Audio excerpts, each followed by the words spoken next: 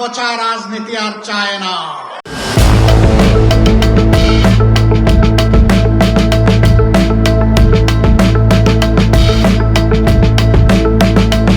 বাংলাদেশের রাজনীতিতে বর্তমানে একটি অদ্ভুত কিন্তু তাৎপর্যপূর্ণ পরিস্থিতি বিরাজ করছে।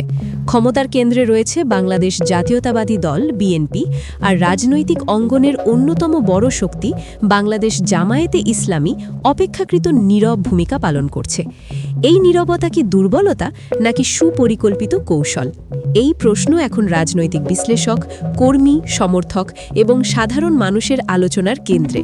জামাতরে যারা ভোট দিচ্ছে তাদের সবার মনেই একটা প্রশ্ন, জামাত আন্দোলন কেন করে না, আন্দোলন কেন করে না? আমরা জামাতরে এত মানুষও ভোট দিলাম, কিন্তু আমাদের বিজয় ছিনে নেওয়া হইলো, বিএনপি এভাবে ভোট কারচুপি করলো, জামাত কেন সবকিছু মেনে নিল? উল্টা এখন মানে বিএনপির রাগটা গিয়ে অভিমানটা জামাতের উপরে আমরা সবাই করতেছি। আরে ভাই, এই যে এখন যারা প্রথমবার ভোট দিছে, মেজরিটি ভোটার যারা জেনজি, এরা আওয়ামী লীগকে তো মানে একদম রগরেগে চিনার পরে আওয়ামী লীগের বিরুদ্ধে তারা রাস্তায় নামছে, তাই না? বিএনপি সম্পর্কে তো তারা জানে না, বিএনপির অপশাসন দুর্নীতি সম্পর্কে তারা শুনছে, দেখা তো নাই। তো মানে ইসলামিক দলের পরিপূর্ণ বিপ্লব আসার আগে বিএনপি কে না দেখে যদি এবারে যদি জামাত ক্ষমতায় আসতো, তাইলে কিন্তু মানুষের একটা আফসোস থেকে যেত যে না, বিএনপি হলে মনে হয় ভালো হইতো। বাংলাদেশের রাজনৈতিক ইতিহাস দীর্ঘদিন ধরে মূলত দুই প্রধান ধারার মধ্যে ঘুরপাক খেয়েছে: বাংলাদেশ আওয়ামী লীগ, বিএনপি। এই দুই শক্তির পালাবদলের রাজনীতিতে কখনো জোট সঙ্গী, কখনো স্বতন্ত্র শক্তি হিসাবে জামায়াত গুরুত্বপূর্ণ ভূমিকা পালন করেছে। বিগত আওয়ামী লীগ শাসনামলে বিরোধী রাজনীতির ভূমিকা নিয়ে বিস্তর বিতর্ক ছিল। অভিযোগ উঠেছিল বিরোধী কণ্ঠস্বর দমন করা হয়েছে। অন্যদিকে বিএনপির শাসনামল সম্পর্কে নতুন প্রজন্মের প্রত্যক্ষ অভিজ্ঞতা তুলনামূলকভাবে কম।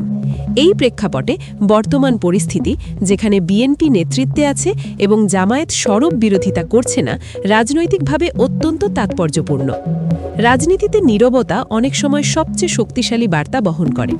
বর্তমান প্রেক্ষাপটে লক্ষ্য করা যাচ্ছে, বিএনপির কিছু সিদ্ধান্ত নিয়ে প্রকাশ্য আন্দোলন নেই, উন্নয়ন প্রকল্প নিয়ে সরাসরি বাধা নেই, প্রশাসনিক পদক্ষেপে বড় কোনো সংঘাত তৈরি হয়নি। প্রশ্ন উঠছে, জামায়াতকে ইচ্ছাকৃতভাবে মাঠ ছেড়ে দিয়েছে? রাজনৈতিক বিশ্লেষকদের মতে এটি হতে পারে পর্যবেক্ষণমূলক বিরোধিতা, যেখানে দল সরাসরি বাধা দেয় না, কিন্তু পরিস্থিতি পর্যবেক্ষণ করে ভবিষ্যৎ কৌশল সাজায়।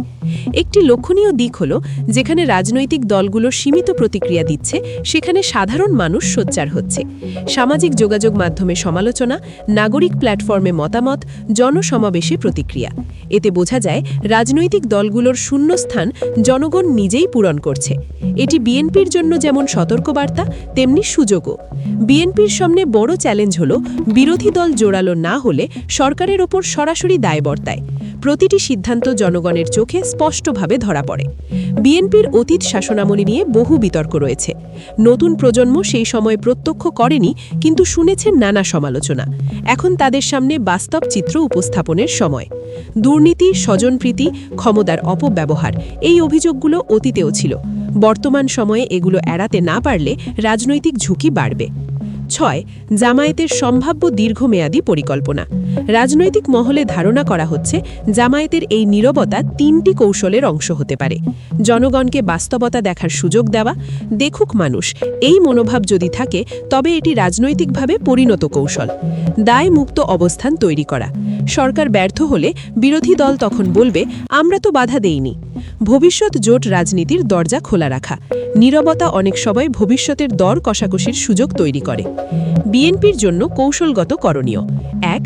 স্বচ্ছ প্রশাসন, 2. দুর্নীতির বিরুদ্ধে জিরো টলারেন্স, 3. তরুণদের সম্পৃক্তকরণ, 4. দলীয় সংস্কার, 5. অর্থনৈতিক স্থিতিশীলতা নিশ্চিত করা। এই 5টি ক্ষেত্রে সফল হলে বিএনপি দীর্ঘমেয়াদী রাজনৈতিক সুবিধা পাবে। বিরোধী দলের আদর্শ ভূমিকা।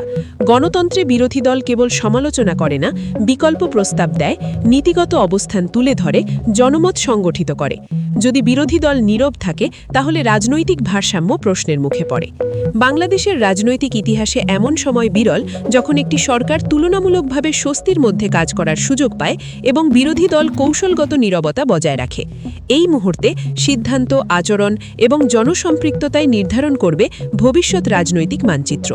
রাজনীতির এই অধ্যায় তাই কেবল ক্ষমতার গল্প নয়, এটি কৌশল, জনমত, নেতৃত্ব ও সময়ের পরীক্ষার গল্প।